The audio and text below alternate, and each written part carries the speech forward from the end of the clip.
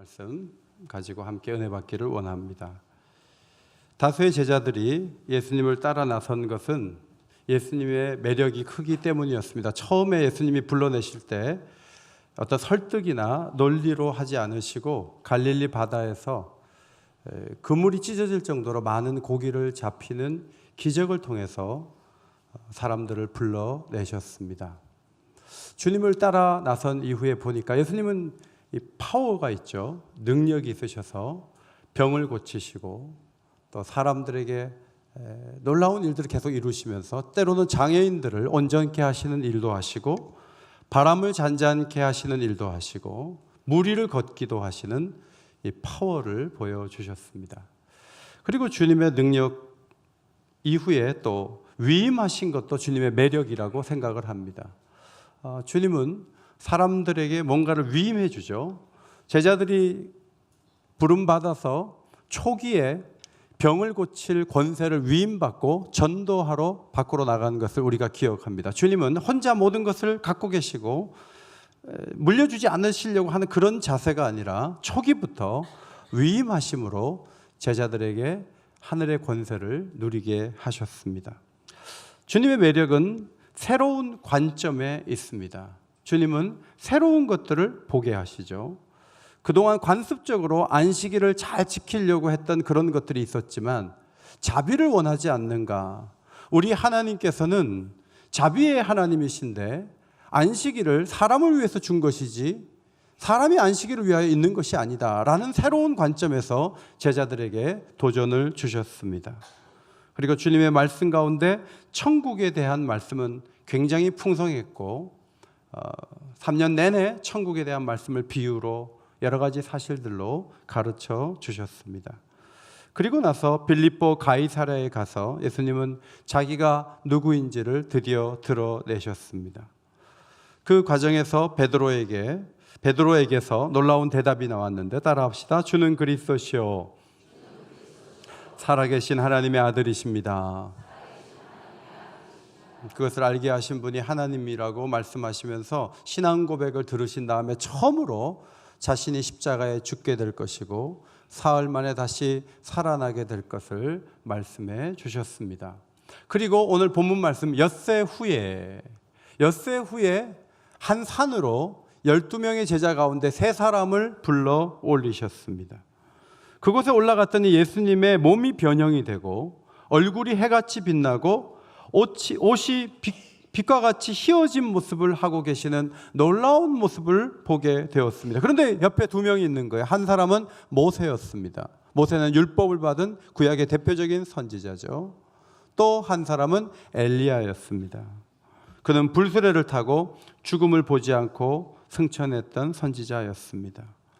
이 대화를 3분이 나누는데 누가복음에 의하면 그 대화의 주제는 예수님이 세상을 떠나실 것에 대한 별세에 대한 것이었다. 그렇게 기록이 되어 있습니다. 어쨌든 예수님께서 수천 년 전 사람을 불러들여서 대화를 나누는 그 장면을 3명의 제자가 관중과 같이 서서 이렇게 보고 있었다는 것이죠.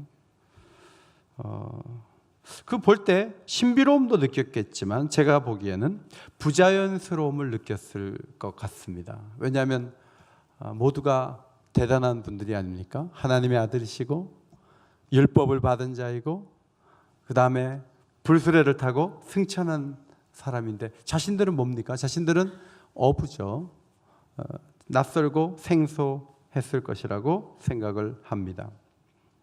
축구 천재 메시와 야구 천재 커쇼가 이제 한 자리에 있다고 합시다. 그런데 여러분이 거기에 부름을 받았어요. 예수님과 같이 3사람이 대화를 나눠요. 여긴 축구를 잘하고 여긴 야구를 잘하고. 여러분이 갑자기 커쇼라는 사람이 여러분을 보면서 당신이 여기 어떻게 오게 됐냐. 여기 다 중요한 사람들이 오는 곳인데 그럼 여러분이 뭐라고 얘기하겠습니까? 저는 옥인교회 다닙니다. 그러면 좀 어색하지 않겠습니까? 거의 옥인교회 다니는 거 가지고 어떻게 그 자리에 함께 할 수 있겠는가? 베드로와 야고보와 요한도 그랬을 것이라는 생각이 듭니다. 구약의 대표 선지자 2사람과 신약의 대표 3사람이 주님께는 있었습니다. 지금은 이 세 사람이 어부 출신이고 예수님 말씀도 잘 못 알아듣는 그런 초라한 제자들이었지만 이들은 앞으로 세계 역사에 대단한 일들을 이룰 하나님의 귀한 일꾼들이었습니다. 앞에 사진을 보시면 로마에 가면 베드로 성당이 있죠. 여기에 진귀한 미술품들, 조각들이 이 속에 가득 담겨 있습니다. 베드로의 이름으로 지어져 있습니다. 두 번째 사진은 보스니아에 있는 야고보의 이름으로 지어진 예배당입니다. 그 다음 세 번째 사진은 요한의 이름으로 지어진 예배당인데 뉴욕에 있습니다. 저도 얼마 전에 선교사님들하고 식사를 하러 갔는데 건대 그 뒤쪽에 가서 밥을 먹는데 갑자기 저를 선교사님 치면서 보라는 거예요. 그래서 보니까 은호 식당 이렇게 돼 있어요. 그래서 내 이름으로 식당이 있구나. 그래서 제가 사진 한 장 찍었죠. 여러분, 자기 이름으로 된 식당만 봐도 반갑지 않습니까? 그런데 우리가 세상을 떠났는데 우리 이름으로 예배당이 지어진다. 보통 신앙생활 한 사람이 아니라는 것을 뜻하는데 이 세 사람은 놀라운 역사를 남겼습니다. 베드로는 한 번 설교로 3,000명이 회개했죠. 야고보는 하나님을 위해서 가장 먼저 순교했고요. 요한은 100세까지 살면서 성경의 5권의 책을 썼고 에베소에서 끝까지 목회하면서 하나님을 섬겼습니다. 업으로 부름받았지만 세계 역사에 놀라운 일을 이룬 사람들을 변화산에 주님은 초대해 올리셨습니다.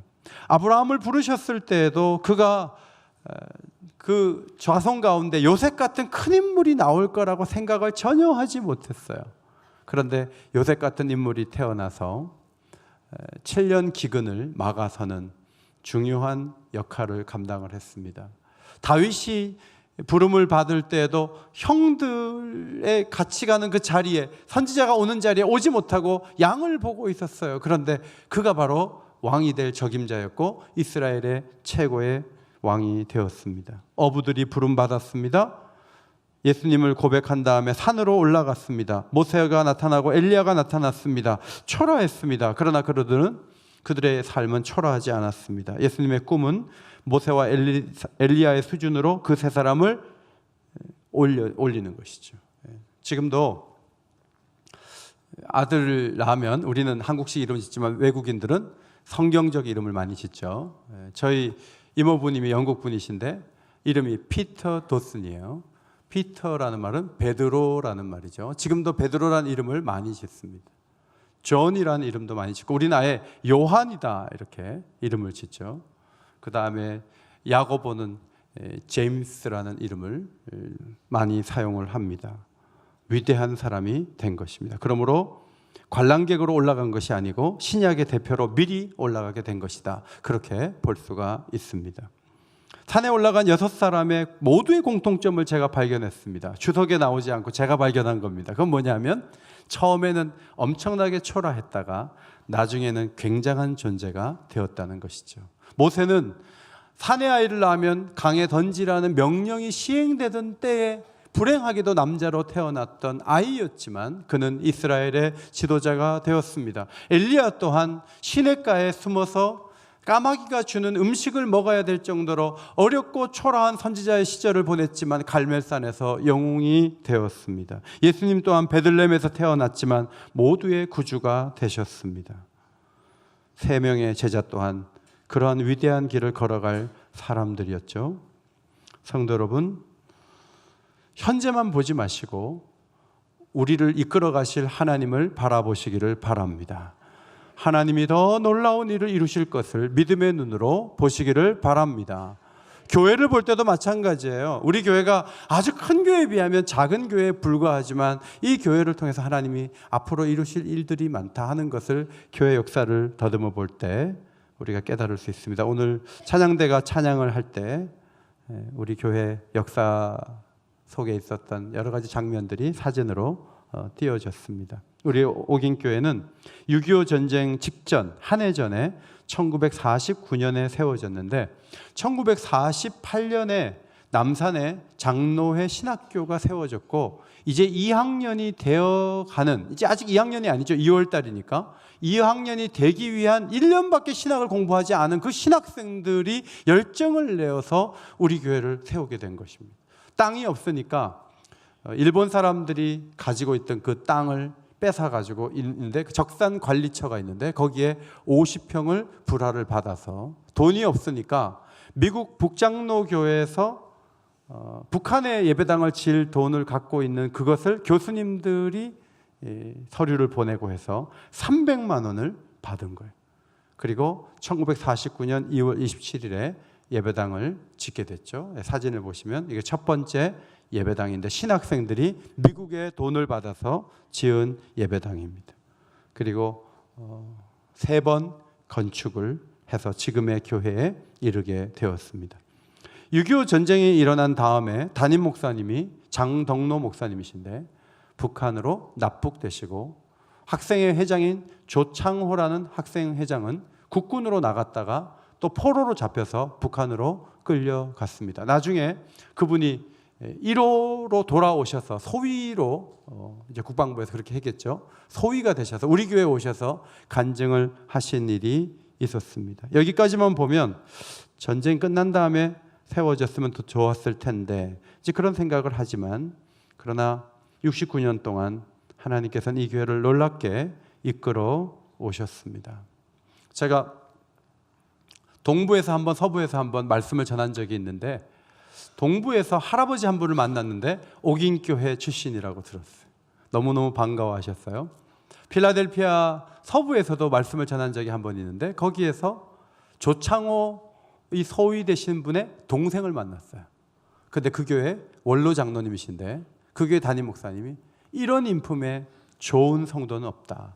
최고의 일꾼이다. 최고의 장로님이다. 제가 그랬죠. 옥인교회 출신입니다. 옥인교회 출신입니다. 세계 가운데 옥인교회 흩어져서 얼마나 많은 사람들이 하나님의 선한 일을 감당하는지 모릅니다. 우리 교회는 강원도 춘천에 춘성교회를 세웠는데 성경학교 수련회를 갔다가 교회당이 거기 마을이 없는 걸 보고 전도해서 춘성교회를 세웠어요. 그런데 춘성교회에서 3명의 선교사가 배출이 되었습니다. 세평에 교회를 세웠는데 세평 지역의 90%의 복음화를 이루는 능력 있는 교회가 되었습니다. 안산에 은총교회가 세워졌는데 그 아들, 우리 정주병 목사님 아들 이름이 정의한인데요. 그분을 올해부터 일본에 곧 파송되실 분인데 우리 교회가 선교사로 지원을 하게 되었습니다. 경기도 호평의 하나교회와 김포의 성가을교회를 세워서 하나님 나라 일들을 감당하고 있죠. 49년은 전쟁이 일어나기 한 해 전이지만 그러나 교회를 무너뜨리지 아니하시고 그 신학생들의 열정이 열매를 맺을 수 있도록 도와주신 하나님, 겨자씨 하나를 같지만 나무가 되어서 공중에 나는 새가 깃드는 놀라운 축복을 주신 하나님의 역사를 바라보면서 오늘 우리 자신을 초라하게 여기지 말고 우리 교회를 작다고만 생각하지 말고 우리를 통해서 우리 자녀들의 삶을 통해서 이 교회를 더 아름답게 하실 것을 믿음의 눈으로 바라보시기를 바랍니다.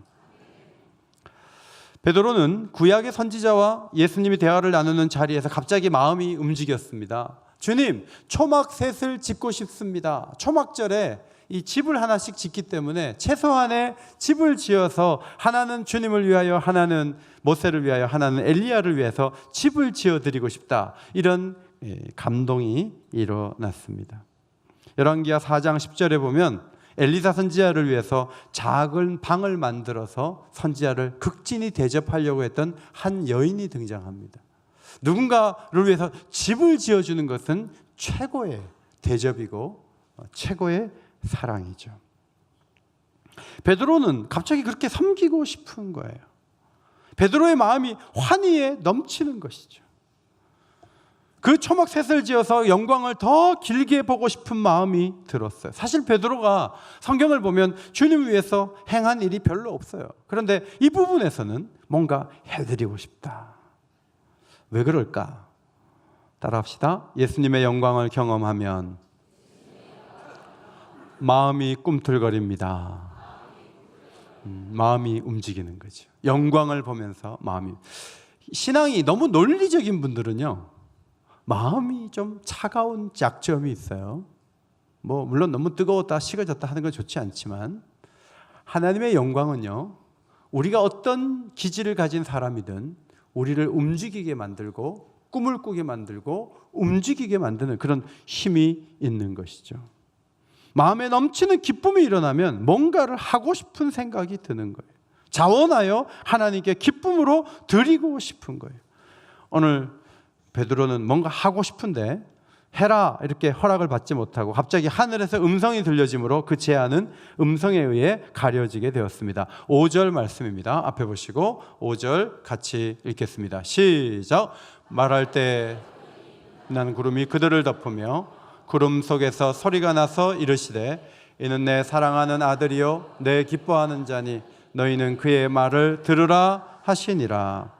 예수님께 하나님은 아무것도 해주지 않죠. 통장에 돈을 넣어주지도 않으시고 집을 지어주지도 않으시고, 하나님이 하신 것이 뭔가 잘 보시면 하나님은 음성을 들려주셨어요.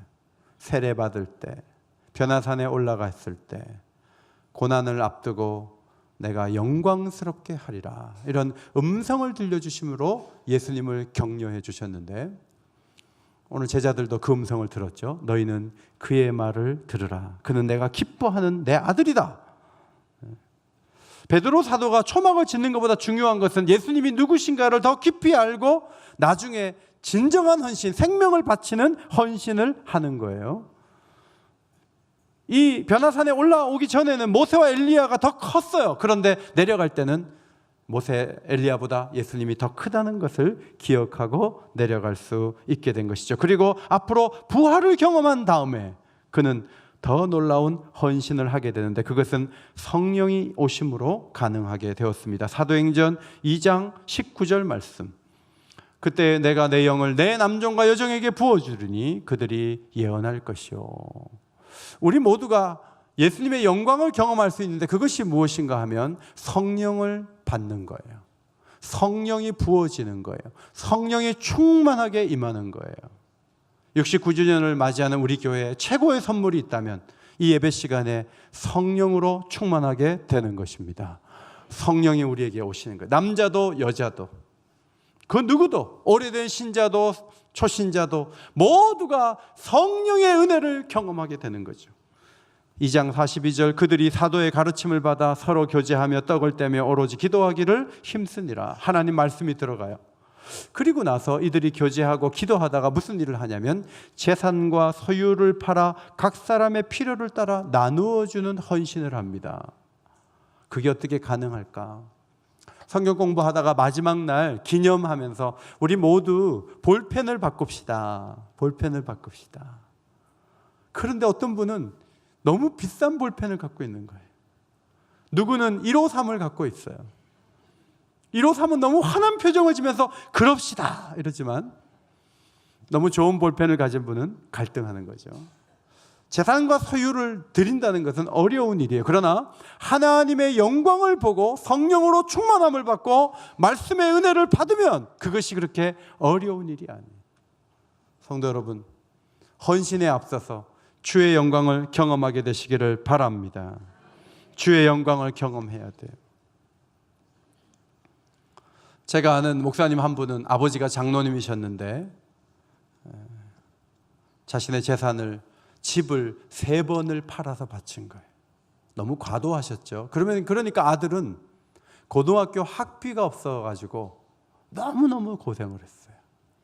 그래서 아버지가 장로가 되신 것이 너무너무 싫고 화가 났어요. 근데 그분이 그러면서도 목사가 됐죠. 그리고 목회를 하는데 하나님이 놀랍게 채워주시는 거예요. 정말 생각만 해도 주시는 거예요. 근데 어느 날 기도하는데 너희 아버지 때문에 준다는 거죠. 너희 아버지가 심었다. 그 아버지는 어떻게 3번이나 갖다 바쳤을까? 이 예배당을 칠 때 어떻게 우리 권사님들이 밤을 지새우면서 기도했을까? 그때는 공기가 오염되지 않고 지금은 오염됐기 때문에, 그때는 밤새 기도해도 하나도 안 피곤하지만 지금은 5분만 기도해도 피곤한 것인가? 그렇지는 않잖아요. 그 시절도 어려웠어요. 그런데 밤을 지새우면서 예배당 짓기까지 우리가 기도하자 하고 자리를 지키는 우리 권사님들, 어떻게 더 드리고 더 기도하고 그렇게 헌신할 수 있었을까? 속아 넘어간 게 아니고 그분들은 주의 영광을 우리보다 더 크게 본 거예요. 더 깊이 있게 본 거예요. 성도 여러분, 여러분의 헌신이 지금 무겁고 어렵습니까? 주의 영광을 더 크게 보시기를 바랍니다. 주의 영광을 바라보는 게 중요한 거예요. 스데반은 순교 직전에 하나님의 영광을 봤어요. 예수님이 하나님 보좌 우편에 계신 것을 봤어요. 사도 바울은 이 땅에서 받는 환난은 가벼운 것이고 우리가 누릴 영원한 영광은 정말 무게가 나가는 것이다. 그렇게 아름답게 썼습니다. 우리 속사람을 강건하게 하는 것이 그리스도의 영광의 풍성함이라고 설명을 했습니다. 성도 여러분, 특별히 교회를 오래 다니신 여러분, 주님의 영광을 다 봤다고 그렇게 생각하지 마시기 바랍니다. 여행을 많이 다녀도 새로운 곳에 가면 계속 새롭지 않습니까? 그런데 그 여행지도 어느 단계에서는 그것이 그것으로 바뀌게 되겠죠. 건강에도 무리가 오고. 그러나 그리스도의 영광을 보는 일은 계속 새로워질 수 있는 거죠. 계속. 그 영광은 꼭 어디를 떠나서가 아니에요. 꼭 기도원에 올라가서가 아니에요. 우리가 어렵고 힘들 때 하나님께서 영광을 보여주시면서 우리를 위로해 주시는데, 사도 요한도 그렇게 해주셨어요. 밤모섬에서 너무 어렵고 힘든데 그에게 그리스도의 영광을 보여주셨습니다. 요한계시록 1장 13절 이하의 말씀입니다. 자, 한번 이 글을 읽으면서 예수님의 어떤 모습을 봤는지 마음에 한번 그려보시기 바랍니다. 한번 큰 소리로 읽겠습니다. 시작. 초대 사이에 인자 같은 이가 발에 끌리는 옷을 입고 가슴에 금띠를 띠고 그의 머리와 털의 희기가 흰 양털 같고 눈 같으며 그의 눈은 불꽃 같고 그의 발은 불뭇불에 단련한 빛난 주석 같고 그의 음성은 많은 물소리 같으며 그의 오른손에 7별이 있고 그의 입에서 좌우의 날성검이 나오고 그의 얼굴은 해가 힘있게 비치는 것 같더라. 이것이 바로 요한이 위로를 받은 방법이죠. 주의 영광을 보면서 위로를 받는 거예요. 그 영광은 너무나 큰 거예요. 그럼 우리가 봐야 될 영광의 몇 %나 봤을까? 겸손하게 말씀드리자면 우리 모두는 우리가 봐야 될 예수 그리스도의 영광에 아직 1%도 보지 못했어요. 아직 99%도 남아있어요. 그 영광을 앞으로 계속 보는 것이 신앙의 기쁨이고 교회의 존재 이유와 목적이라는 거예요. 저는 4년 전 안식년 때 포트워프라는 시골에 가 있었어요.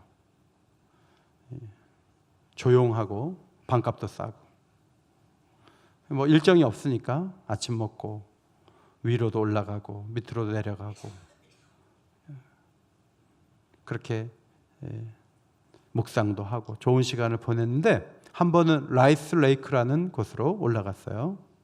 제가 처음 보는 광경이 있었어요. 트랙터가 이렇게 가는데 사진 보시면은 뒤에 이렇게 뭐가 허연 게 있는 거예요. 그래서 뭐지? 그리고 이제 가까이 가서 봤거든요. 다음 사진.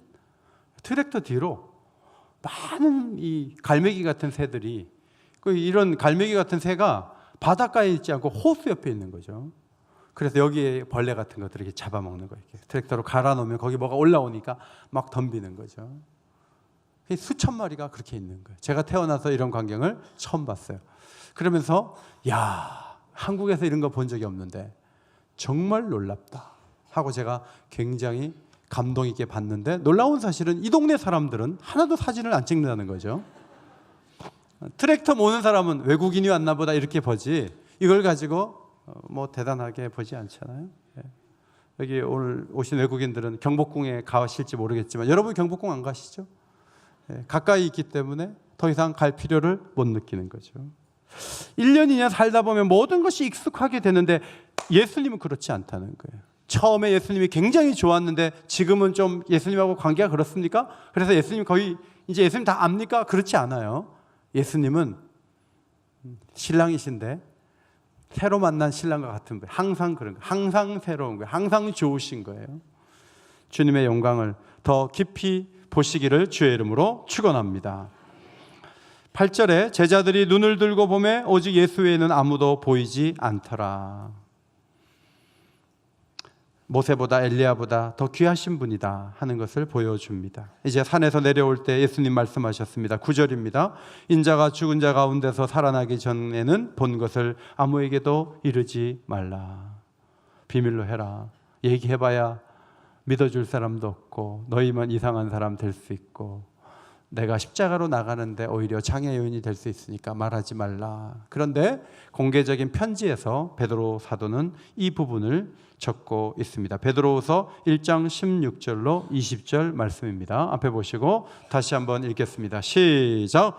우리는 그의 크신 위엄을 친히 본 자라. 지극히 큰 영광 중에서 이러한 소리가 나기를 이는 내 사랑하는 아들이요 내 기뻐하는 자라 하실 때 그가 하나님 아버지께 존귀와 영광을 받으셨느니라. 이 소리는 우리가 그와 함께 거룩한 산에 있을 때 하늘로부터 난 것을 들은 것이라. 또 우리에게 더 확실한 예언이 있어 어두운 데를 비추는 등불 같으니 먼저 알 것은 성경의 모든 예언은 사사로이 풀 것이 아니니. 자, 이 변화산의 이 사건은 성부 하나님이 아들을 존귀하게 하고 영광스럽게 하신 사건이라고 말씀을 했어요.